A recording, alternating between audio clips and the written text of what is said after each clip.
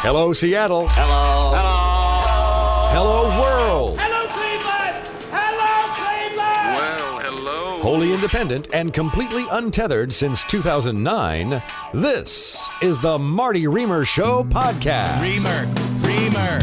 From the epicenter, Seattle, USA. West Side. From their west side basement, lodged between the mold and the bad memories. Quiet, numbskulls. I'm broadcasting. Here are your hosts, Marty Riemer and somebody else.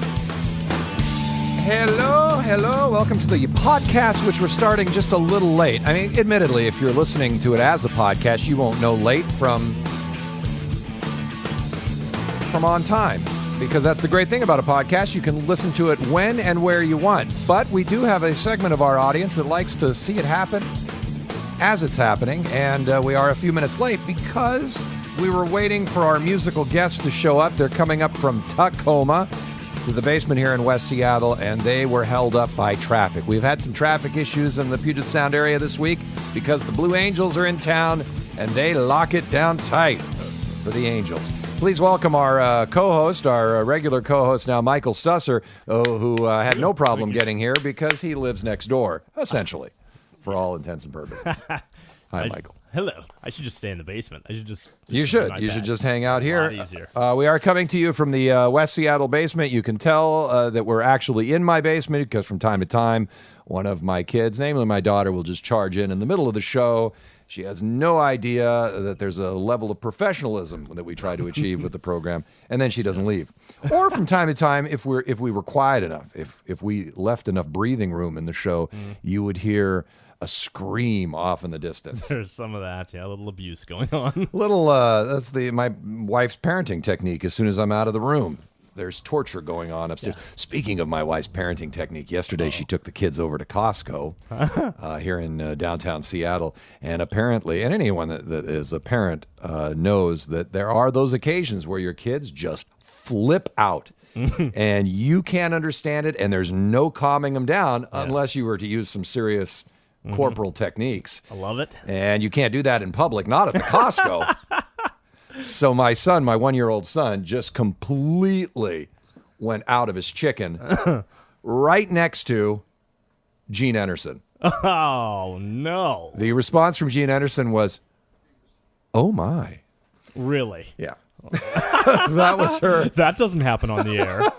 Oh, my God. My theory is that if you live in Seattle long enough, eventually you'll do something embarrassing in front of Gene Anderson. Otherwise, Yeah.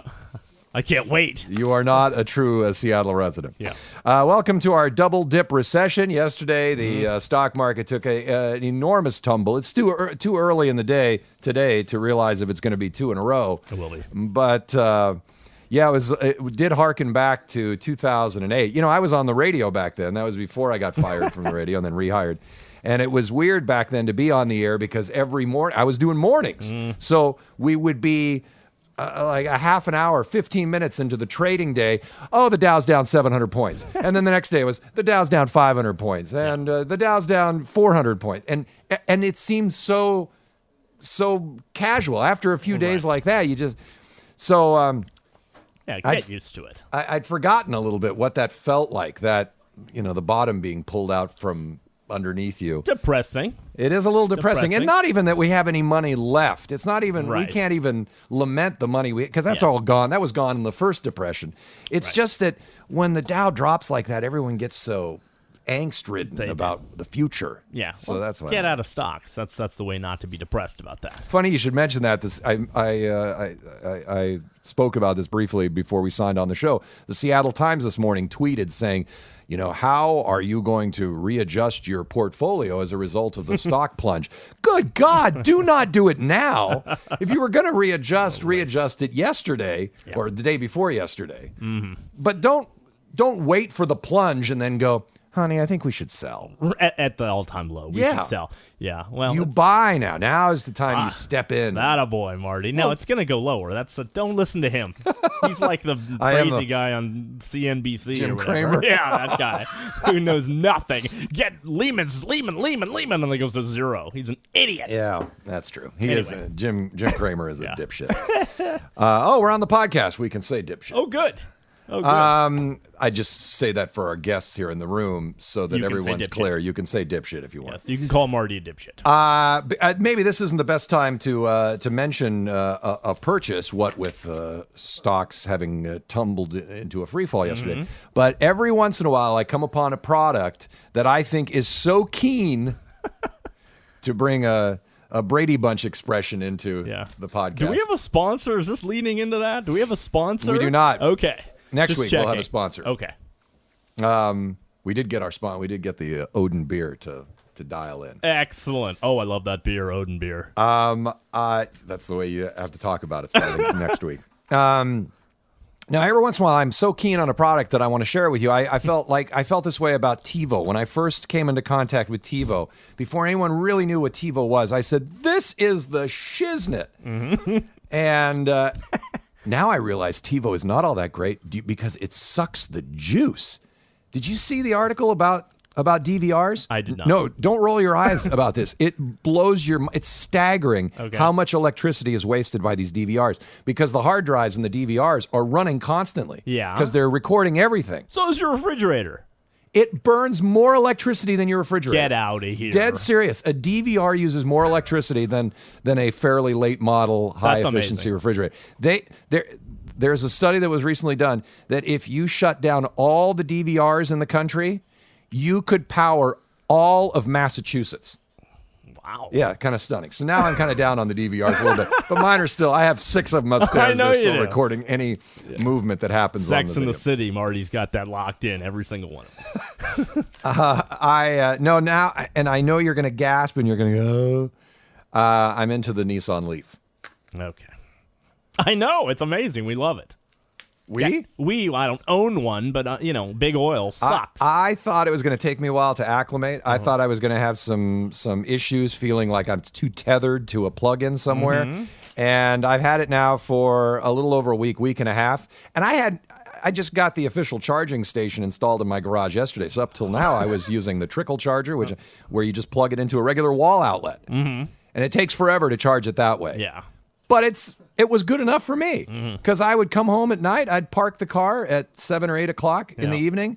I'd plug it into the wall. And by 7 or 8 o'clock the next morning, ready to go. Okay, well, obviously it wasn't good enough for you because you went and you got the Hurricane official it's plug-in. part of the package. Oh. You got to get the full-on charger because now with the full-on charger, you can charge the whole thing in 4 hours. Okay. And I don't know in what situation that would help me to get that faster charge, but I suppose sometimes, when I have to run 2 errands, 2 longer errands, I'd come home, charge it up, and then go back out again. For 40 miles and run out of gas. Hey, the car is wicked fast, off the line.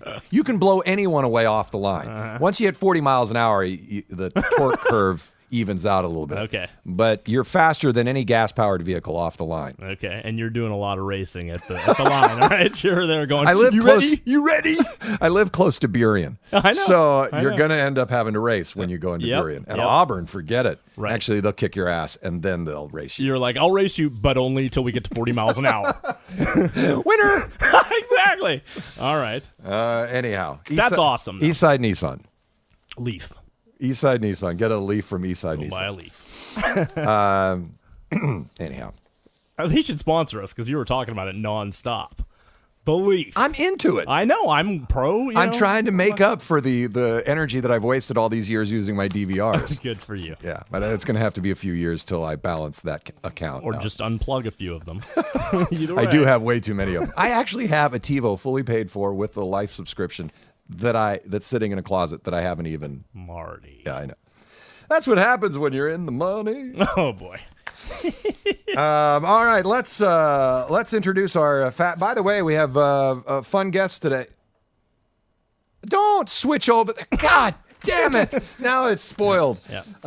It's spoiled. Now they know we have guests, and it wasn't just a psych. We'll cut that out. Comedian Carlos Mencia will be joining us here in the basement in a little while. But first, we would like to introduce the folks from Operation Ward 57, which is a nonprofit supporting wounded soldiers and their loved ones at Walter Reed Army Medical Center, which was just shut down last week. But we'll get to that as to how they're doing the support now that the organization they're supporting has been shuttered. So the folks from Operation 57 are here, and a band, a great little country band from Tacoma-ish. I know they're not from Seattle because that's why they're late getting here. They had to make that haul up the I-5. Aces Up is playing a benefit for Operation Ward 57 tomorrow on Tacoma's waterfront. So please welcome Brittany Hamilton from Ward 57 and Jason and Tyler Adams from Aces Up. Ladies and gentlemen, here they are. Yay! Thank you. Did I do the correct introductions? Did I get everyone right? Absolutely. Oh, good. Very good. Nice to have you all here. Thanks for having us, man. Sorry you guys ended up facing horrible traffic. Yeah, this is bad news. Blue Angels. It's the damn Blue Angels. It is. They're shutting everything down. They're not even officially shutting things down until 12:45, but just in anticipation, they're saying, let's keep the freeways clear. It's distracting for the pilots. All right. So tomorrow is the big show down in Tacoma called Rock and Rally for the Troops. It's on the downtown Tacoma waterfront at the Rock and Dock Pub and Grill. Many facets to this event. It's a benefit for Operation Ward 57, as I pointed out. There is a motorcycle dice run. We'll find out what that is. A silent auction, and then live music featuring Aces Up. Is that right? Is that everything that's going on tomorrow? Yeah, there's other bands playing too. Screw them. Yeah. Nobody cares. Yeah. Headliners, Aces Up. All right. So first off, let's find out about Operation Ward 57. Brittany Hamilton, are you the executive director of the organization? Yes, I am. You are the executive director. And the goal of Operation Ward 57 is to send money to a medical center that's been closed down. Yeah, basically what we're doing is we funnel the funds to help out the patients and their families and the staff on Ward 57, which is the amputee ward. So we're doing anything we can basically to make their stay there more comfortable. Most of them are there often months to years, and a lot of people don't realize that they're living in a hospital room. So we do what we can to make things comfortable, from shirts, hats, blankets, to family room stuff, DVDs, to catered meals, to bringing entertainment up, whatever we can do. I was half joking, but you didn't address the serious part of that, and that is Walter Reed was shut down. So what happens now? The old horrible hospital is now closing down, but they are moving, and they're combining with the Navy Hospital, which is in Bethesda. So it's still actually going to be called Walter Reed, but it's got a much longer name now, but we're just going to stick with Walter Reed. All right. So for there historic purposes. There is still a recipient of yes, a reliable recipient of the funds. Yep.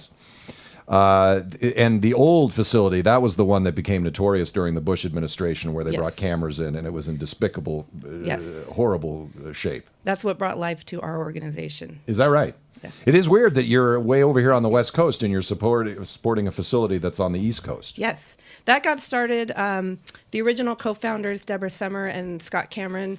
Scott was stationed out here at Fort Lewis, eventually was sent over to Walter Reed, and he was a nurse on Ward 57, and that was how he basically learned of the conditions.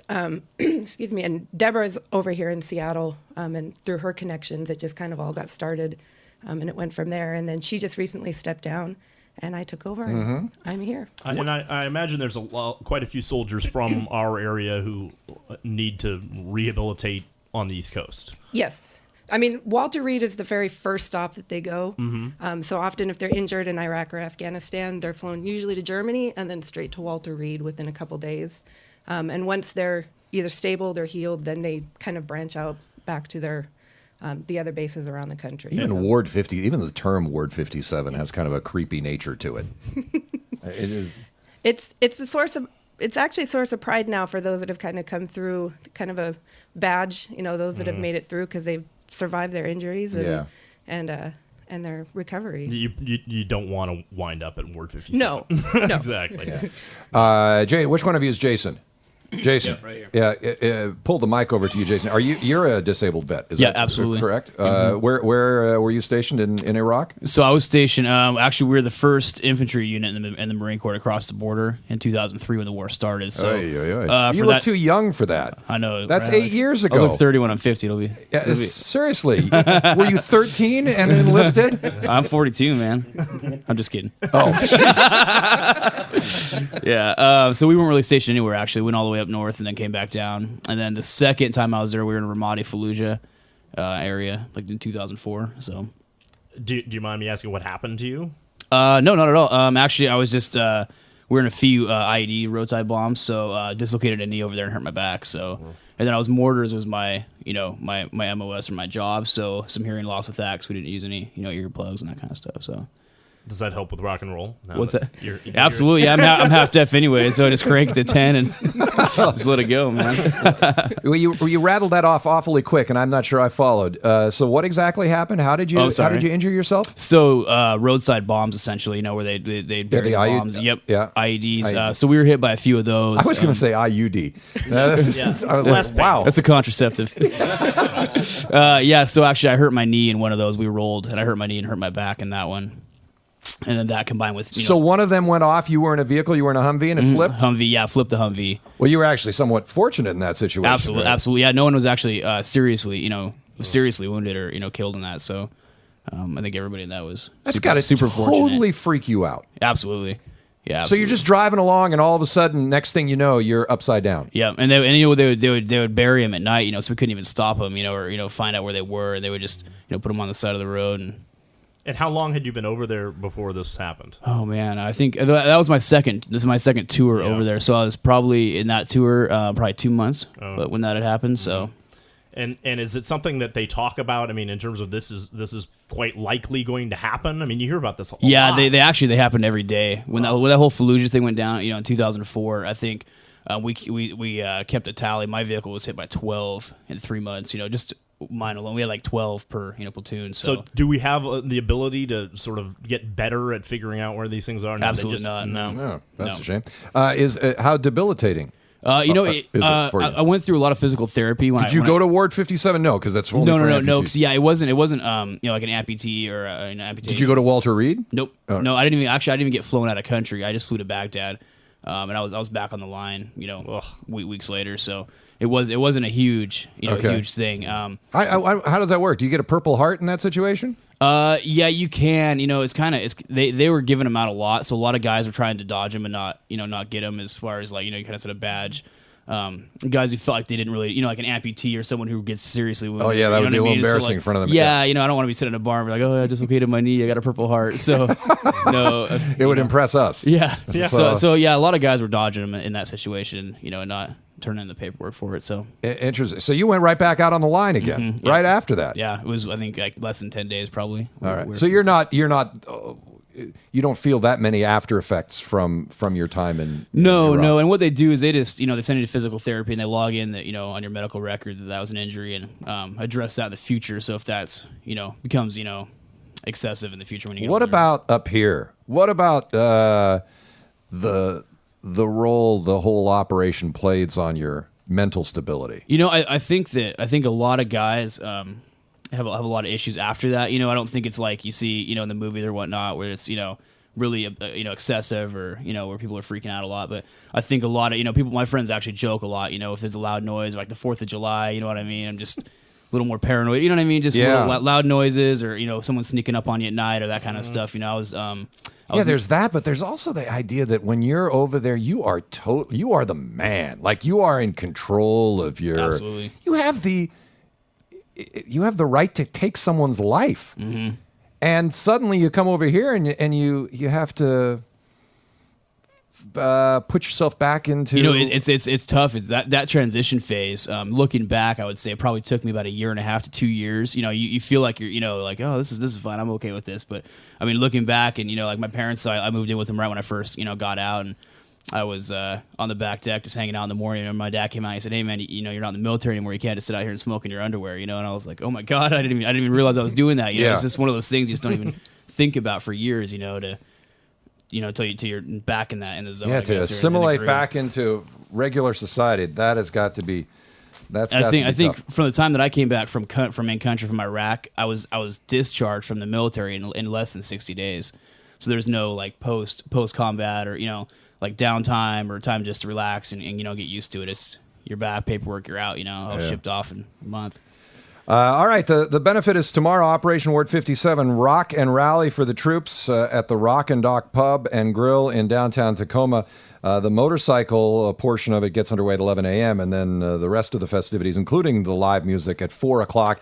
Aces Up will be playing late. I would love for you to play something. We haven't really had a chance to test anything out here because you guys came in kind of mid-show, but are we plugging you in, or are we just going to... Yeah, I think we got one plugged in and one plugged in? All right, well, let's kind of see what it sounds like, and feel free if it sounds horrible, we'll back it up and fix it. So what are you going to play for us first here? A song called "Burn the Map." All right. Sorry, Tyler, we haven't talked to you at all. It's all good. All right. It's all good. You know what? I usually embarrass the band when I get to talk in public. So. All right. Tyler, we're gonna next week. We would ask you to take the Bud Light hat off because we're sponsored by Odin Bear. We can't have. There you go. Thank I'll you, turn it son. around. That's all right. Unless it's a battle of the competing sponsors. Unless you're sponsored by Bud Light. I wish I was sponsored. I by bet Bud you Light. do. So do we. Bud is actually sponsoring our event tomorrow. Are they really? Really? All right. That's allowed. Is it allowed? I'm not sure. We should have sort of them compete against whoever it is that's going to be sponsor us and be like, Bud offered us $50,000 a show. That's right. We should keep Odin Bear Yeah. on their heels at all times. The Bud guy was just here again. Yeah. All right. What are you guys going to play for us first here? It's a song called "Burn the Map." All right. This is Aces Up playing acoustic here on the podcast.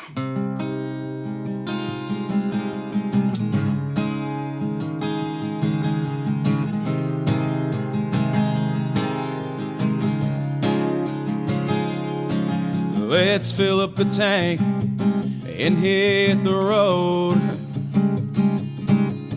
Me and you, baby, off we go. I don't know where we're going or who we'll see. It seemed like a good idea, just you and me. Well, I ain't got no money, but tell me, is that anything new? Well, I'm ready to go anywhere, baby, as long as I'm next to you. We've been dreaming of this forever. Well, it's better now than ever. Let's go right now, don't waste no time. You know I'm yours, I know you're mine. Let's get lost in each other. Yeah.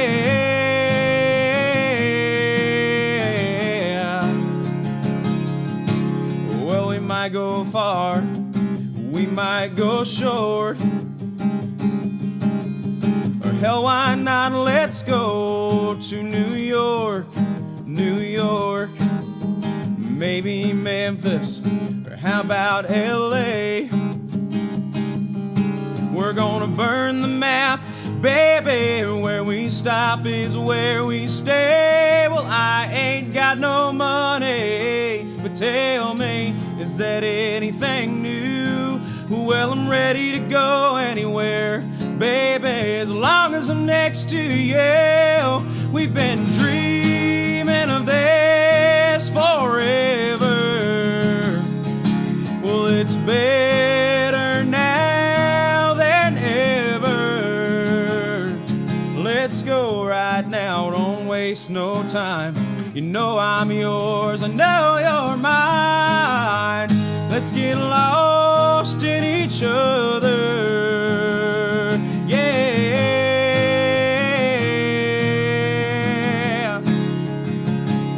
Well, I ain't got no money, but tell me, is that anything new? Well, I'm ready to go anywhere, baby, as long as I'm next to you. We've been dreaming of this forever. Well, it's better now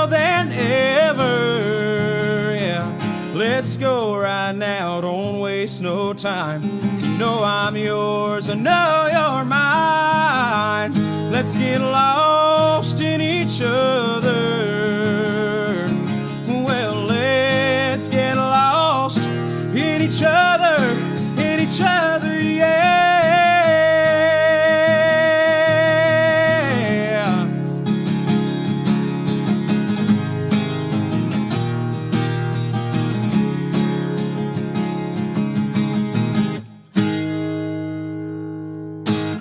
Yeah, that's how you do it, people. That's how you do it. Ace is up, performing tomorrow at the Rock and Rally for the Troops, a benefit for Operation Ward 57. The executive director of said organization is here. Brittany Hamilton is the executive director of Operation Ward 57. You guys sound good. Sounds solid. Thank you. Yeah. See why we have them on the lineup. Yeah, I can see. That's absolutely, and I can imagine the troops. I mean, are there a lot of folks from Fort Lewis or people that are connected to the troops that are coming to this event tomorrow? Yeah. Yeah. So I can imagine they're going to really take to you guys. Oh, we sure hope so. Yeah. They already have a pretty big following, so. Yeah. I bet. Jason and Tyler, you guys are brothers? Yes, sir. Yeah. And which one is the younger one? That'd be me. That's you. Yeah. All right. Did he pick on you? All the time. Yeah. All the time. Did you have Scarred for life, man? I hear It's you. terrible. It helps with the country music, though. Absolutely. Right. It makes for good songwriting. That's Yeah, for yeah. sure. That's for sure. You're not going to get a Purple Heart for those scars, though. I'm just saying. I know. Was there any inclination to follow in Jason's footsteps? And I wanted to, but apparently the military has a problem with people that have ADD. Oh. So yeah, so I couldn't join. Which looking back, probably wasn't a bad idea. But I have not talked to. Maybe this is a shortcoming of mine. I have not talked to many veterans since the Iraq War, but I always want to ask: was it worth it? I think I actually got asked that quite a bit, and I think absolutely, it was definitely worth it. You think so, or is that? Are you qualifying that because because you can't, for your own mental stability, say it wasn't? I could give you partial that, just for mental stability, to say that it wasn't worth it. But I think that beyond whether you agree with the cause or don't agree with the cause, you know what I mean? Because I think we've all got our opinions on that. I think that I think that the guys that are out there that are signing up for that and that kind of thing, and I think just the experience that I got doing that life experience, because I was kind of a like I said, to a private school when I was a teenager and stuff, I'd caused a lot of trouble. But I think that experience and meeting those people and doing the stuff that we did and the camaraderie factor and all of that stuff and seeing the countries we saw made all of that worthwhile. If not, would you feel the same way if you were missing a leg or two legs? That's a tough question, man. I be honestly, probably not. To be 100% honest, and that's. I don't know if veterans who came back with double amputees that came back from World War II, if they felt like, well, that was worth it. That was worth giving up my limbs for. I don't know if you ever can feel that way. Absolutely. But it does seem a little, in retrospect, like that was more of a just cause than.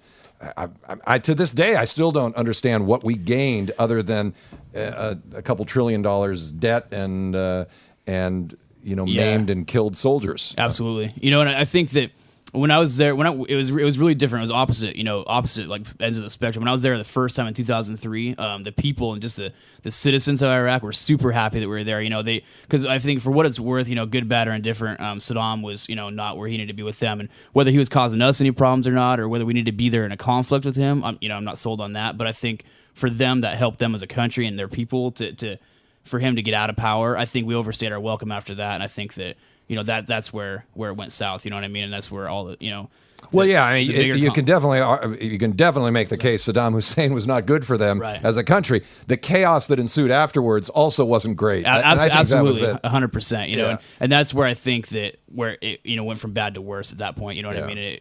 It was time to cut our loss a long time ago. I don't know how you do it, and I know it's cliche to say we hats off to the veterans, but I seriously don't know how you do that. How you go and put your own life in jeopardy, turn everything upside down for a cause that somebody else is telling you this is just. You got to go do this. Right. It'd be one thing. I mean, I'm all for defending the homeland. Like if someone was invading here, the Canadians, absolutely, when the Canadians on their horses, damn those Canadians. Yeah, they are. It's funny, man, because I joined in 2000 prior to 9/11.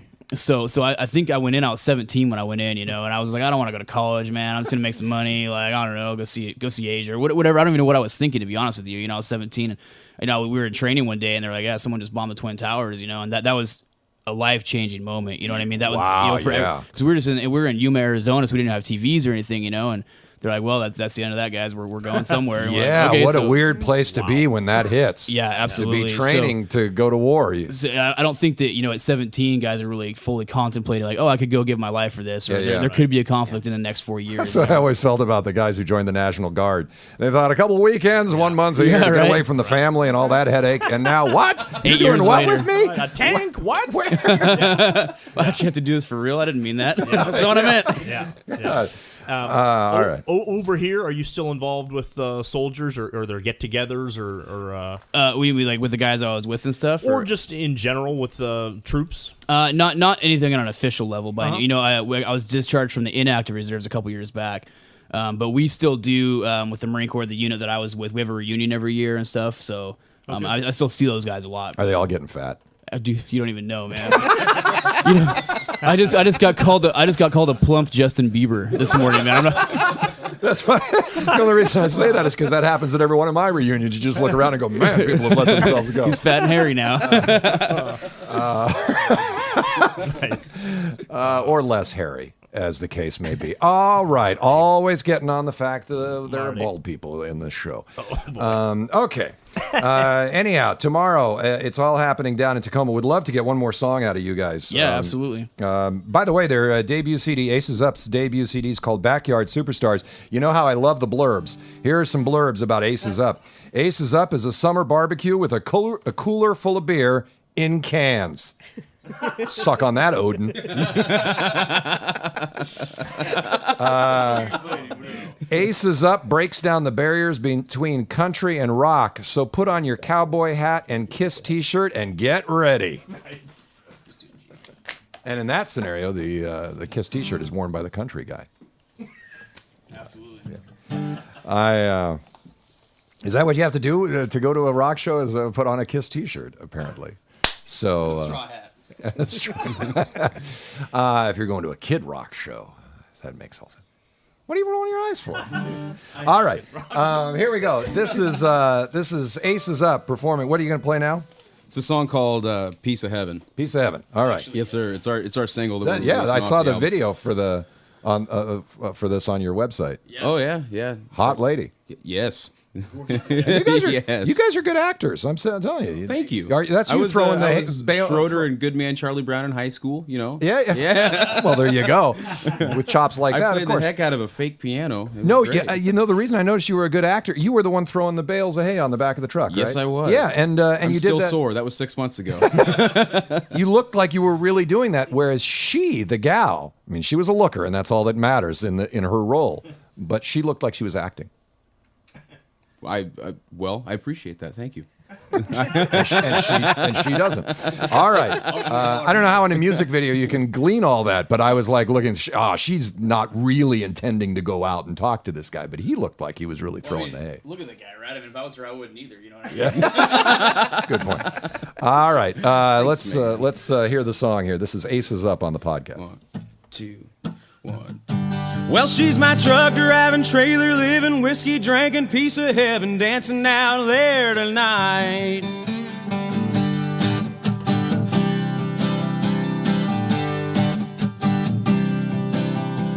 Justin boots and a Carhartt hat, Wrangler jeans that fit like that, tiny top, it's way too tight. Stare at her, I think I might.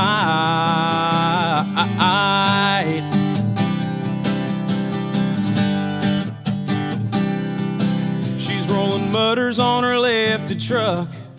She's got her 40 cal ordered for luck.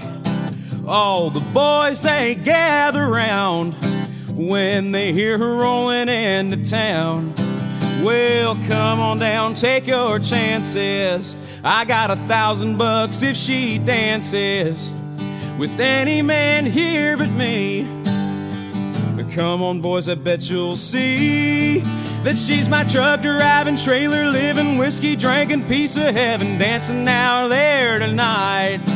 Well, you know you want her, but I've got her. Not a girl in here that's hotter. I'm taking her home tonight.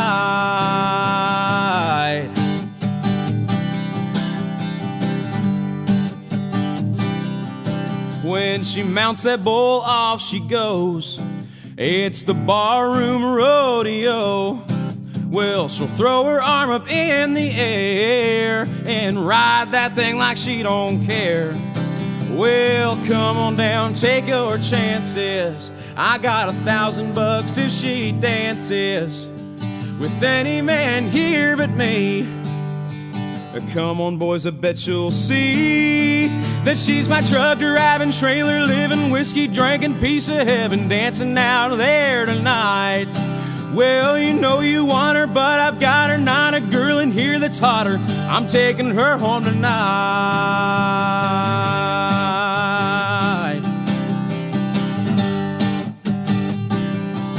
Well, come on down, take your chances. I've got $1,000 if she dances with any man here but me. Come on, boys, I bet you'll see that she's my truck driving, trailer living, whiskey drinking piece of heaven, dancing out there tonight.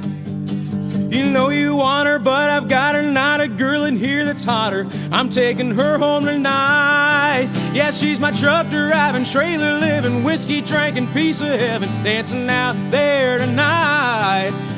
You know you want her, but I've got her. Not a girl in here that's hotter. I'm taking her home tonight. I'm taking her home tonight.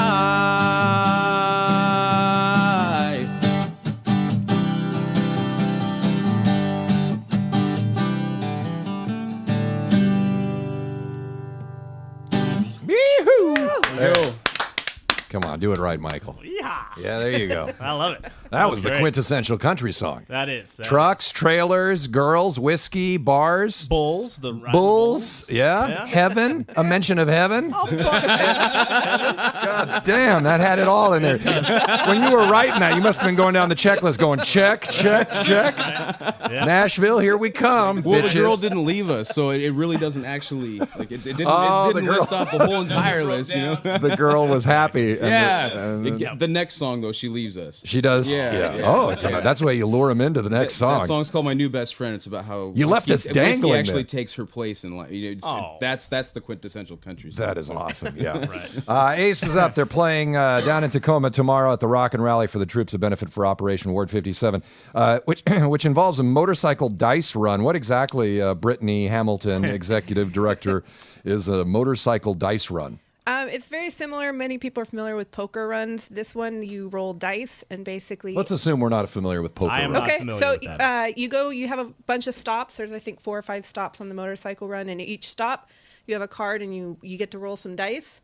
They write down your score, and you go to the next stop and you do the same thing. And at the end, they add them all up, and the person with the best score and the worst score get prizes. Uh-huh. Do I need a motorcycle for this event? No, Could Marty go on his Leaf? he could. Really? He could, Except for you yes. get the crap beat out of him. Oh, how about your He moped? may be the only one, but Marty. Yeah. Right, I have a tricycle. That would be better. that would be awesome if I pulled up in my Leaf. Hello. Hi, boys. I'll roll my die. Yeah. Okay. All right, so that's part of it. A silent auction, all sorts of cool things. Alice in Chains memorabilia. Alice in Chains. We got Three Doors Down. We've got Seahawks stuff. That's We've because the got Tom previous Skerritt stuff. previous executive director had all kinds of musical connections. Yeah, so when all the we get a lot of celebrities on the ward as well, and we get a lot of events, so we usually have them sign our T-shirts and do all that kind of stuff. So when you raise money, how do you go about translating that into benefits for Ward 57? Do you ask them what they need and then you purchase it and ship it over there? Is that how that works out? That's pretty much what it is. We always supply shirts, blankets, beanies, and things like that for the patients. There's always a supply on that. Our volunteers go each week. And then they basically come to us, the staff comes to us and the patients and say, we need this. We just purchased 4 tower fans for them because the ward was getting hot. So they'll call us up and we'll get that stuff shipped right to them. So, Are you telling me that Walter Reed does not have AC? It's usually extremes, one or the other. Oh. Like right now, I just got a call. They wanted some more blankets because now the AC is making them too cold. Oh, boy. Cranky Welcome to veterans. America. Cranky veterans. Now, so if you guys raise too much money, are we going to have just giant flat screens and stuff for these guys? Might as well trick it We've out. actually provided a lot of that stuff already. Yeah. But yeah, we do whatever we can for them. The more money we raise, we're looking into doing more things like scholarships. And But I individual don't grants. understand. You keep talking about like volunteers go there and so forth, like it's located in Olympia. In fact, it's located. It's in DC. In DC. So how does that We all have work? an amazing group of volunteers that are actually in the DC area, Baltimore area, and they drive and they go weekly, a couple times a week, and find out if there's new patients. They bring in this stuff. But they're introduce what we affiliated do. with Operation Yeah. Ward 57. Yeah. They're They go affiliated with on your our behalf. organization. Yeah. No kidding. Well, that's awesome. How many people, how many soldiers are there in Ward 57, or the new version of Ward 57? There's about 25 rooms. Yep. So it's always cycling through, depending Wow. on how long people are there. Have you They been there coming back. yourself? Yeah. And depressing or inspirational or a little of both? Both. I mean, when you're there, you're very humbled. I mean, it's pretty eye-opening when you see them roll down the, room and they've got missing both legs. I mean, we've had people missing both legs, both arms. I mean, it's pretty amazing. But it's a hospital. I mean, you get there and it's a hospital rooms. There's nothing exciting about it. Mm-hmm. It's pretty depressing that way. But it's pretty inspirational. I mean, every time you're there, and the willpower, the families that come and support them, the amount of support they get is pretty outstanding. There's a picture on, I think it's on your website, of a bunch of guys and gals playing volleyball, but everyone's sitting down. That was actually here at Fort Lewis last week. That's the Warrior Transition Battalion, which is a lot of the wounded basically go to these Warrior Transition Battalions to recover after.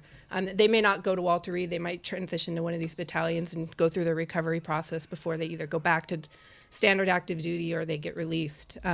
So we do a lot with the Fort Lewis here and helping those soldiers. And so they had their organization day. And they have a commander's cup with a trophy. And so one of the things was volleyball, but they have to modify things since people are wounded. So it's, Yes. sit-down volleyball and wheelchair basketball, things like that. Yeah. So. So are even able-bodied people playing sit-down Oh, yeah. volleyball? Most of them actually all walk around just fine. So just to show their support, Yeah. they're playing. Yeah. They're leveling So the nobody playing gets field. too hurt diving around or anything Yeah. like that. That's excellent.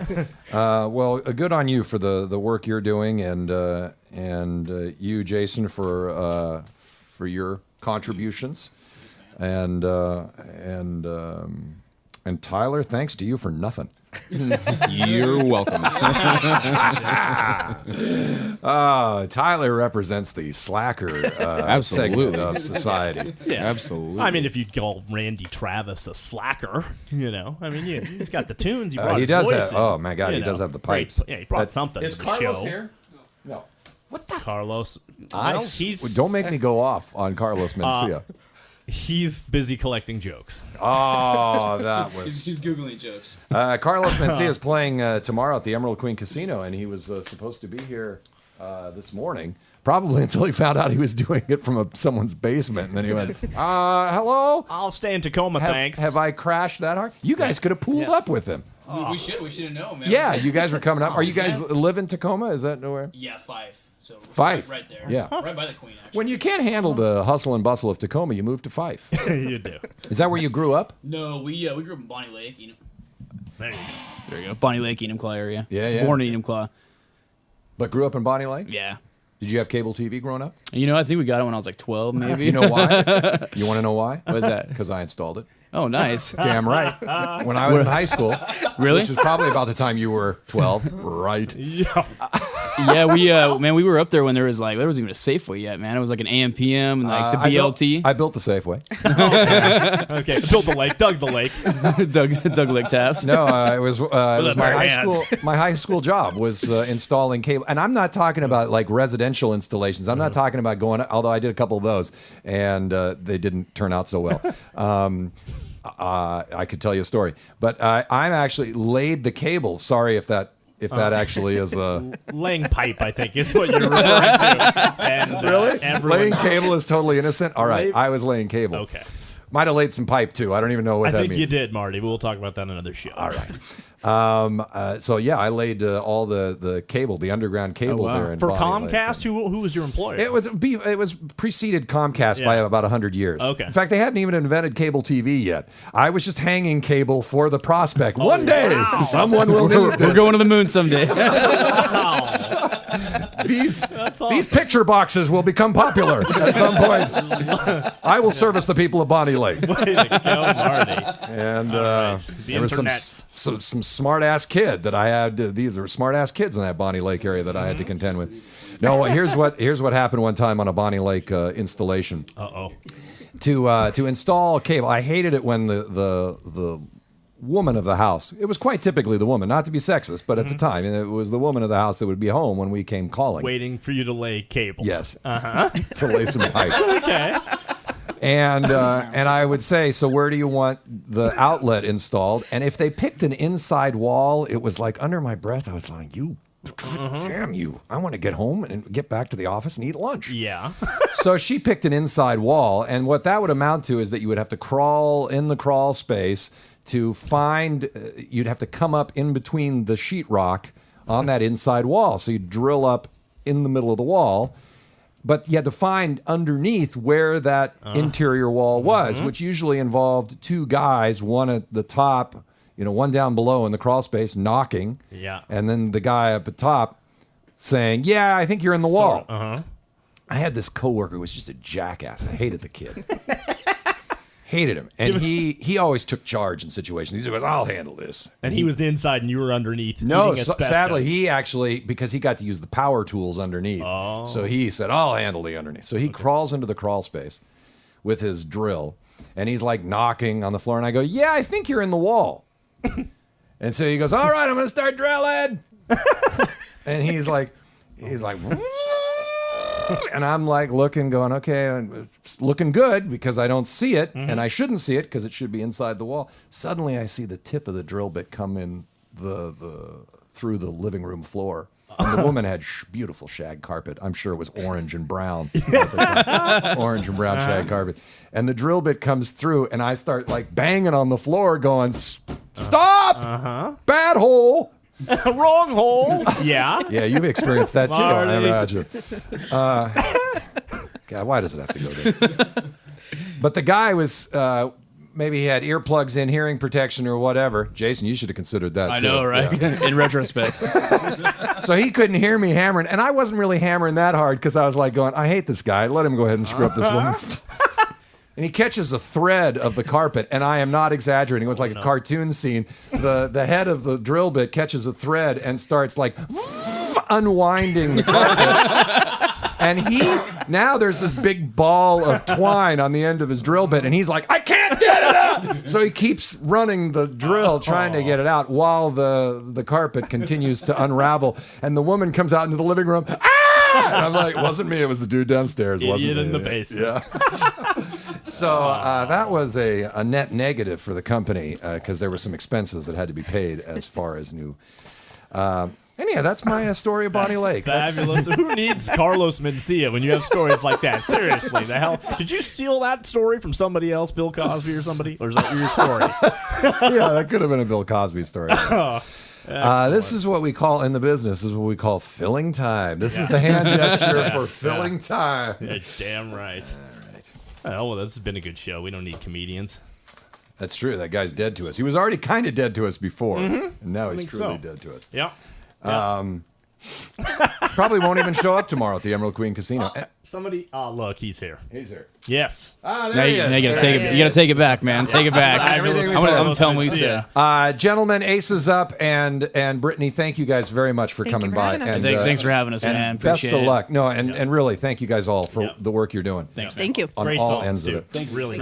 Ace is up, and Brittany Hamilton from Operation Ward 57 tomorrow. Nice to meet you, man. Thank you. You stick around if you'd like, gentlemen. Okay, appreciate it. Yeah, we'd love to. Right And now, our next guest, who is causing us a little anxiety, just a touch of anxiety, but he rolled on in. Oh, no. Come on, have a seat there. Refill time. Pick a chair. Hi, Carlos. Hello. I'm Marty. Michael. Hey, Michael. pleasure. Hello. You need some Xanax for that anxiety? Yeah.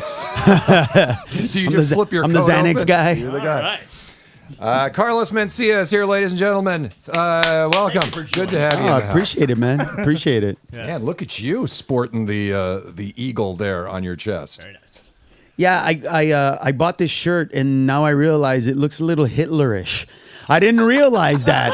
It's got that whole SS kind of a feel thing happening there. It does look like an angry, Right? Like I'm a self-hating Latino now or something. Like, Yeah. At the top, it says American. What's it say at the bottom there? I don't know. American fighter. Yeah. Yeah. Wow. Yeah. Well, But the eagle looks very old German 1930 circa stuff. It Yeah. does- yeah. And Marty, I'm particularly scared by that shirt. Yeah, he's it's- Jewish, you know, I can imagine. I but can the two of imagine. us would both be dead. So Exactly. So I would be wearing this shirt on the train. So don't worry about that. I think we were okay with you, Carlos. We had no issues to pick with. You're from Latino? Honduras originally, aren't you? Yeah, I was born in we're Honduras. Totally fine with Honduras. Yeah, exactly. Like Honduras is one of those countries that nobody knows enough about to really hate. Yeah. Right. You know what I mean? The only thing is that people of Mexican descent like look down. Central America is basically the ass of the Latino world. Is that right? Oh, yeah. I did not know that. We're the Filipinos, basically. Like the Filipinos in the Asian community, Vietnamese, Filipinos, they're the ones, Koreans and Japanese and Chinese look down Seriously, on them. the Mexicans import you guys to like clean their hotel rooms and so forth? I grew up in East LA where all the Mexicans treated me like crap because they would say, "Oh, Holmes, you're from farther." So, like, basically, you know what I mean? And let me ask you this: Yeah. Can the locals tell whether you're from Honduras? Yes. Or you're from? They Yes. can't. What, from your accent or Yep. what? Yep. Accent, but not your look. No, It's no, not like no. Also a look because Mayans and Aztecs look very different. Aztecs are they're much more angular faced, whereas to Mayans are much more round faced and a little shorter. So you can actually tell the difference. You could see the difference when you see I'll be damned. like original Mexicans and original like Central Americans. And you can see their difference. And is it offensive to you like it would be for you to call a Korean Chinese? First of all, it's not offensive. We do look alike. Let's get that out of the way. Now, I'm not saying that when somebody commits a crime in China, they're going to get away with it because everybody looks like, but we do look similar. I mean, you can't get that angry. All right. Well, But I have friends like that. I grew up in East LA and right across the street, literally across the street is a place called Monterey Park. And Monterey Park actually has the highest concentration of Asians outside of Asia. Like that little tiny city has so many Asians in it. Yeah, so we would go over there and, every once in a while I'd be like Chinese and I'd be a Korean guy. Yeah. He'd be like getting mad at me. Like, I know. What are you talking about? I'm Korean. I was like, bro, really? Stop. You thought I was Mexican. Touche. Let's move on. Here's something I found out about you, that your birth name was Ned? Yeah, that's my birth name. Well, what happened was my mom got pregnant. She thought the visa was going to get there before I was born. So they named me Ned, assuming my parents were like, we're going to America. We're going to give this kid an American name. And they had heard of Ellis Island. And they thought they're going to change your name anyway. So let's just give you Oh, my God. an American the hell name. You say? It was awesome if we wouldn't have moved to East LA. You know what I mean? Ned. Where for roll call, it's like Alberto, Roberto, Ned. You know what I mean? It's like, and I'm just looking at the teacher going, I'm getting my ass beat again this year. Is that short for Neduardo Holmes? Ha, ha, ha. Oh, man, really? Like, I grew up in a neighborhood where I had to lie about my grades in the opposite way that you you had would to say think. you were dumbing it down. Yes. In order to fit in. Yeah, because I grew got up my in- ass beat the first time I came home and I showed all my friends my straight A's. They kicked my ass. Figuratively or literally? No, they kicked my ass. They literally beat me up. And while they were beating me up, here's the worst part. They go, what kind of grade you get? I go, look at my report card. And they go, you got straight A's. Let's kick his ass. And they started punching me, right? And as they're punching me, they're going, why are you trying to be white, Holmes? I'm like, what are you talking about being white? I'm getting good grades so that I can get out of this ghetto. And then the funny thing is the same kids that beat me up when I got older and I moved out, they'd be like, hey, Holmes, why'd you move out? Because you kicked my ass my whole life. Why would I want to stay here? Oh my God, that hurts me in 1,000 different ways. Yeah, Seriously. yeah. That But that's real. How old were you at the time? That happened like pretty much All every the time. year for about. But I was really smart. I got skipped from the 6th grade to the 10th grade. I didn't go to school for 7th, 8th, and 9th grade. No. Swear to God, not a joke. I really did go from 6th grade to the 10th grade. I don't think I've ever heard that before. That's like almost freakish. Yeah, it is. Well, because when but I went, wait a second, I that went to would kindergarten and they put me in the 1st grade. Then I was in the 1st grade and they put me halfway through the 2nd grade. So by the time I got to the age where I was supposed to be in the 6th grade, I was already, So you were a 12-year-old and you were a sophomore in high school? Yeah, but my parents, my dad specifically said, you're not going to high school at the age of 12. You're not going to high school. Because they'd kick your ass again. Right. Yeah. But I was like, I get it, Dad, but I already learned all this other stuff. There's no point. I'm not going to go to 7th grade and I'm going to do something stupid if you give me that kind of time. Trust me. Yeah. And so my dad sent me to Honduras for 3 years. I lived on a farm. I ran the farm. I learned how to get up in the morning and milk cows and brand and give them injections That's and all really that a crap. smart strategy. Yeah. So then I lived there. I didn't go to school for 3 years. I just learned how to work. And then I came back and went right into the 10th grade. And that transition, were you looking forward to that? To coming back to East LA? Oh my God. I was like, yeah, it was awesome because Honduras was a great place to go and like gain perspective on life. I appreciate that more than anything itself now. But dude, that place sucked. It was horrible, man. Yes. It wasn't like summer camp? No, bro. It was summer camp for, you know what? It was summer camp for like 2 weeks. And it was like, oh my God, I get to ride a horse and milk a cow. Yeah, that's what I would think. 2 weeks later, it's like, I got to milk a cow. A month later, it's like, son of a bitch. You know what I mean? Right. And my dad's like, you're learning. What am I learning, Dad? What am I learning? It's like. Well, did you have, did your parents come with you? My dad was there mostly. Oh, he was. Yeah, my mom, not really. No, I mean, sometimes in and out. And which part? I mean, it's supposed to be beautiful. Honduras, much of it. Anyway. It's very beautiful. But that's not good enough if you're milking a cow. You're like, it's beautiful, but I'm milking a cow. Yeah, but you see, the thing about those countries is they're beautiful to visit. Yeah. You know what I mean? They're beautiful to be there and then leave. When you have to stay, it's a whole different thing. But you could argue, you could make that argument for East LA too. Although it's not even beautiful to visit. You can, but the difference in East LA is this. East LA's worst problem is the people. It's not the place. Do you know what I'm saying? It's the mentality of those people. Right. It's that victim mentality. It's the white man's keeping us down, Holmes. Is that mentality. So even as a young kid, you were saying, I'm going to get good grades because I need to get out of here. Yes. I was not a class clown. I was a straight A student. You would never, ever, ever have assumed that I would become a comedian. Ever. Who planted that seed in your head that if you succeed, you can escape? Did that just come to you? Now my dad, but he didn't say it personally. He never he was just a doer. You know what I mean? He was we call my dad Pablo Gump. That's what we call my dad. Because I swear to God, we could be talking about anything. And if he was here, he would interject like, "Oh yeah, one time when I was in Saudi Arabia." What? When were you in Saudi Arabia? And he'll pull out a picture. That's me with the king. How? When did this happen? He's like, he's done everything. And he's like, whenever he says, I'm going to do something, he's going to do it. Yeah. So I'll give you an example. He came to America, made a lot of money, bought a farm in Honduras, recently sold it for boatloads of money. He came back and he goes, listen, I need something to do or I'm going to die. I go, all right, Dad, what do you want to do? Let's buy a house. I'll fix it up. We get a small house, not too much. So we bought a house that was a fixer-upper, but not like a crazy fixer-upper. In the LA area? Yeah. Okay. Literally a week later, the dude has cement contract. I mean, he hasn't been in America. A week later, the guy knows I'm gonna call Manuel. Manuel who? Oh, he's my cement guy.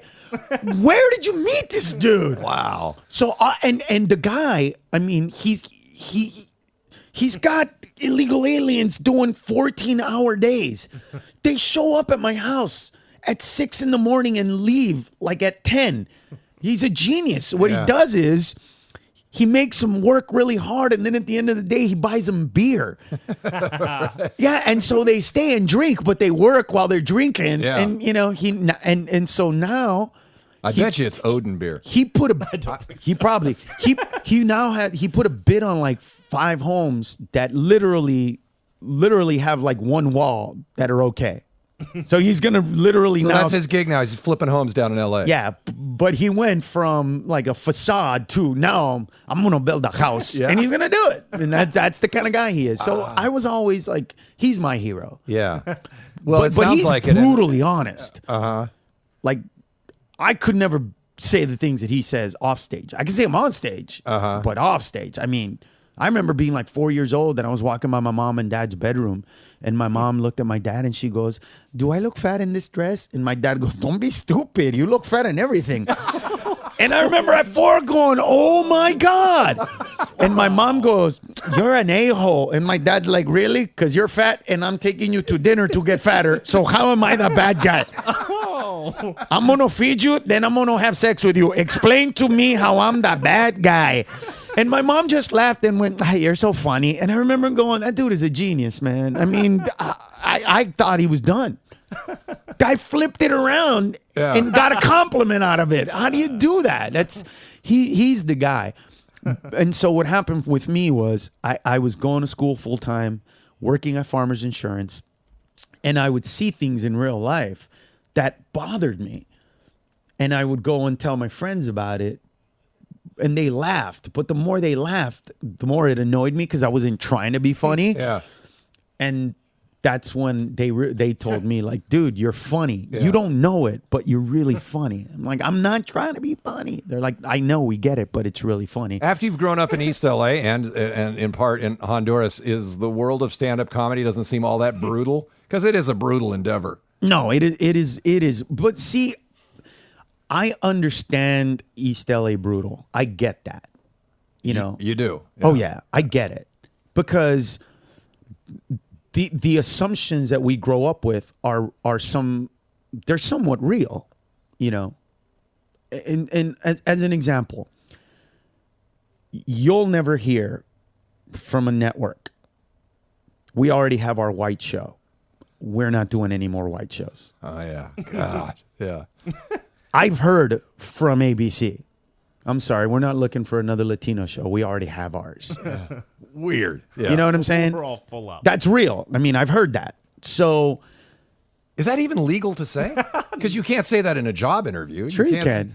You can say in a job interview, "We already have our fill of Latinos on the staff. Thanks very much." You're not even allowed to ask. But it's a Latino show, though. It wasn't, it's a staff. You know what I mean? But you can say, "We already have our Latino division. We don't need more people, you know, working in that. We don't need more bilinguals." You can say that. Yeah. So that my point about bringing it up is that does create a semblance of, oh my God, that guy is going to take my job. So as an example, when a role comes up that's in our age range, Paul Rodriguez, Carlos Mencia, George Lopez, you know what I mean?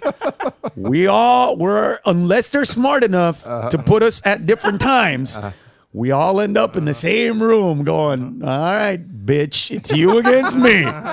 You know, because and that's real. So I get East LA.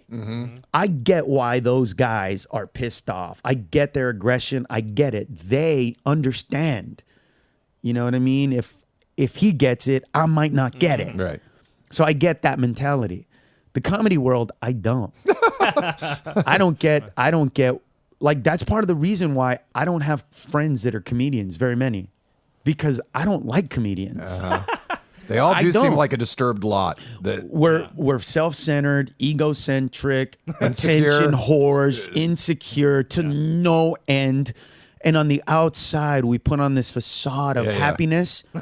But we're not. Oh no, that's so we're true. the most unhappy human being. Not me personally. No, but I comics totally in agree general. with you. And if anybody out there thinks I'm wrong, watch any movie that was written by a comedian at the height of our success when we could do anything we want. And it is always horribly, wretchedly sick and dark. Give me an example. JoJo Dancer, Your Life is Calling. You know, what was the one that Bobcat Goldthwait did? Shakes the Clown. Shakes the Clown. Wrestling. Oh. You know, anytime you give us the ability to do whatever we want. Now, don't get me wrong. If they tell us to be funny, that's cool. But if they just say, you know what? You got carte blanche. You got carte blanche. Do whatever you want. Yeah. All of a sudden, it's like, okay, I'm going to do about a little boy that was sexually abused. Whoa, why, bro? What are you doing? Sticking a needle in his neck. You're a comedian. Why? You know, it's all of a sudden people are doing heroin and, you know, hitting the veins and there's dead babies in the background. And, you know, because normally we're those people. And that's why, like, I never got along because I would go to the Comedy Store and we would all be together and they'd just start going, man, did you watch Letterman last night? He sucks. He's horrible. I could be better than Letterman. I mean, and I'm just sitting there going, you suck for 3 minutes. You can't even be funny for 3 minutes. You're going to be funny for an hour a day, 5 days a week? What? Shut up. Yeah. But so I was always that guy. And I realized that like the comedians, they didn't like that because they wanted me to be like them. Yeah, they suck and they're horrible and we're better. And I'm just not like that. If that person deserves the break that they got and you don't. Yeah. And you'll get one and you're going to ruin it because you're an idiot. Yeah. Oh, I'm not an idiot. Blah, blah, blah. And the worst part was we'd be talking about, or they'd be talking about some other comic and it was whatever. And then one of the comics would go to the bathroom. And as soon as that guy left, everybody be like, and that guy, let me tell you about him. And like, he's coming back. Are you serious? It's the worst. We're the worst, bro. We're the worst. Carlos Mencia, he's at the Emerald Queen Casino tomorrow night. Sorry, you were going to. I was just minding Mencia. Were you able to do what you wanted to do? No. I didn't figure. No. So was that must at have any stage of the game? No. So when you originally got it, was there a one pilot that was your idea? I mean, it was all my idea, but that's why I'll never stop doing stand-up. Yeah. Because I can say and do whatever I want. I'll give you an example. Season 3, Barack Obama was going to run for president. All right.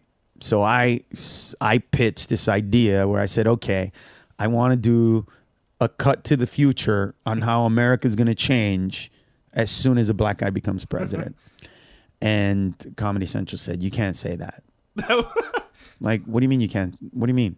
You can't say that this is what America's going to be like if a black guy becomes president because it's a sensitive issue. I'm going, guys, you're not CNN. You're Comedy Central. Yeah. Wow, that's weird. That's a weird reaction. Would Dave Chappelle have been able to get clearance for that? I mean, inevitably, I did the sketch, but instead of saying exactly what I wanted to say, it came from a kind of sarcastic place of like, do you really believe that this is what's going to happen if you vote for the black guy? Yeah. Which is not what I wanted to say. Right. I wanted to say, this is what's going to happen if you vote for a black guy. Yeah. And I wanted to do intellectual jokes as well as watermelons are going to go down in price or up in price, whatever, whichever one is funnier.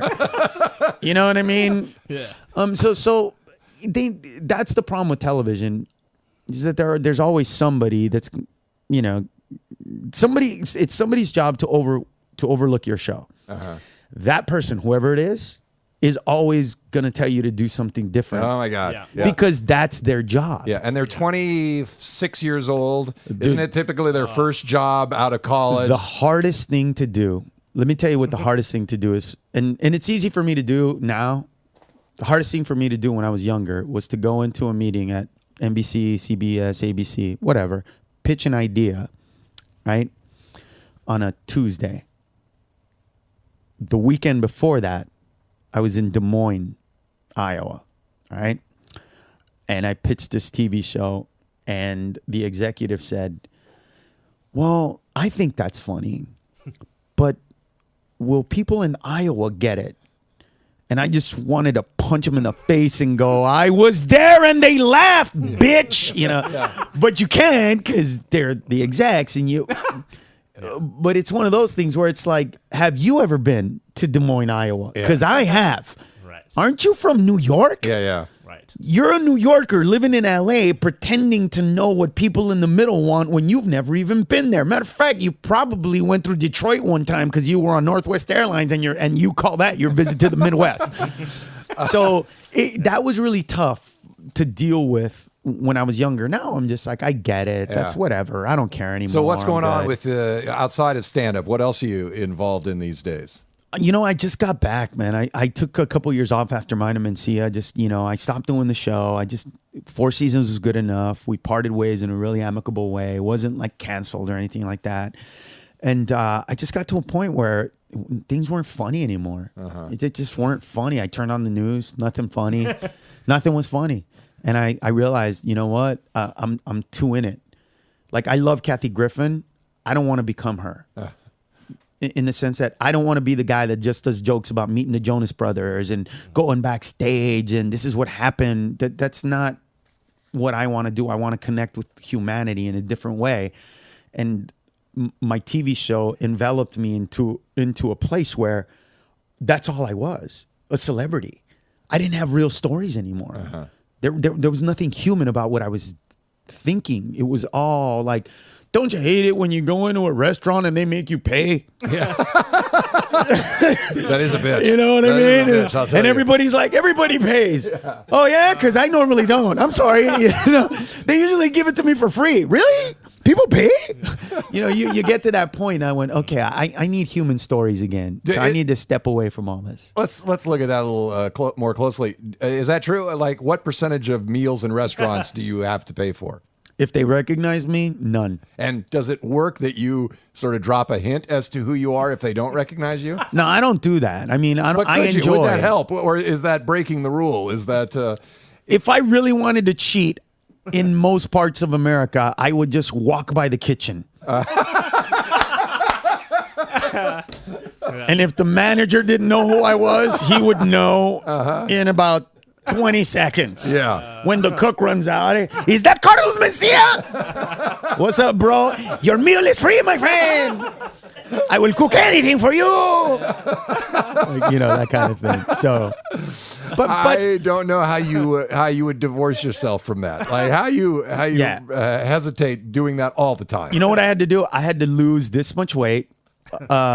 You so look that I'm really good. Not recognizable. You're like an American fighter. I know is what you are. But what happened was now people don't recognize me. So it's almost like I'm starting new again. Well, maybe it's been wearing an SS uniform. And I know, bro. That's it. But you know what? If this keeps them away, I'm gonna keep wearing this thing. I'm gonna go to Germany. And who is this brown German? This is the new era. Mein Leben. I just got into a place where, you know, I'm comfortable with who I am. I know the things that I do. I want to do jokes about the things I want to do jokes about. I know how to get into them, and I don't believe in political correctness. I don't like it. Never have, and I don't mind when people don't like me. I don't need everybody to like me. I'm at that place. Yeah, well, that's a powerful place to it's be. A great place. It's a no. You know what? It's a fun place to be. It really is for us artists because very few of us get there. Yeah. But you know what? We should all be there. I mean, the reality is that the people that hate you are going to hate you. The people that love you are going to love you. Sadly, you don't pay attention to those very much. You worry about the undecideds. Yes. Right. Right. A really famous politician told me that. Yeah. He goes, people that hate you aren't going to vote for you. And people that love you, they're going to vote for you no matter what. Right. So don't pay attention to them either. And I was like, what do you mean? But they like me. They're like, but they love you no matter what. Just keep doing what you're doing. They're there. You worry about the undecideds. Yeah. Worry about the people that might vote for you, that are willing to vote for you, that might not. Those are the people you got to worry about. Yeah. So I'm like, wow, that's who I'm worried about.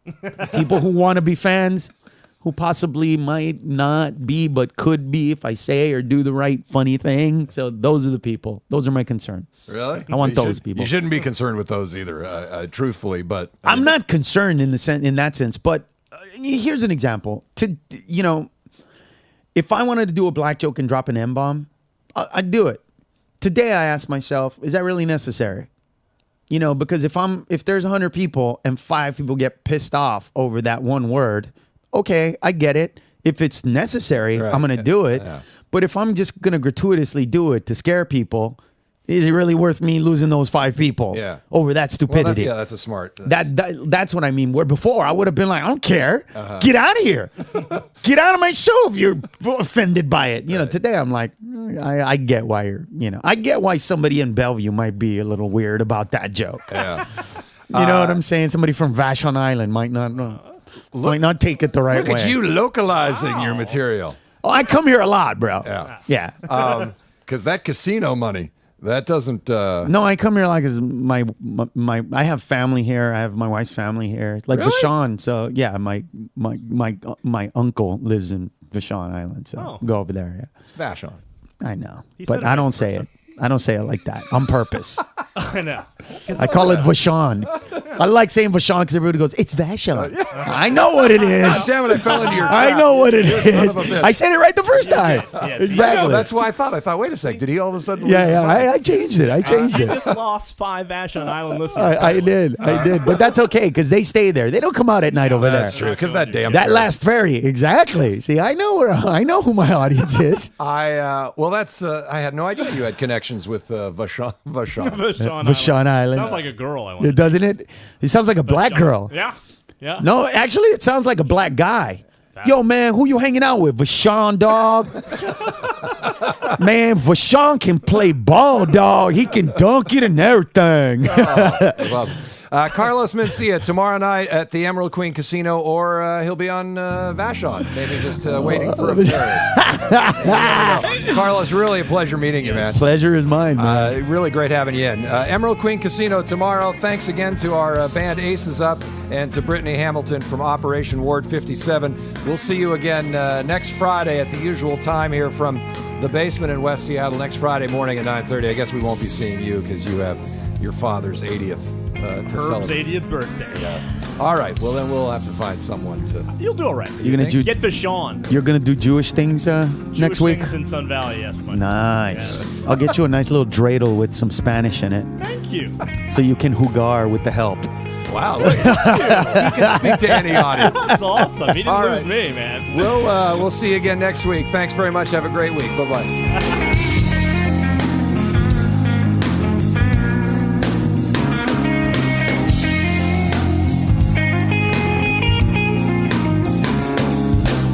Wholly independent since 2009, this has been the Marty Riemer Show podcast.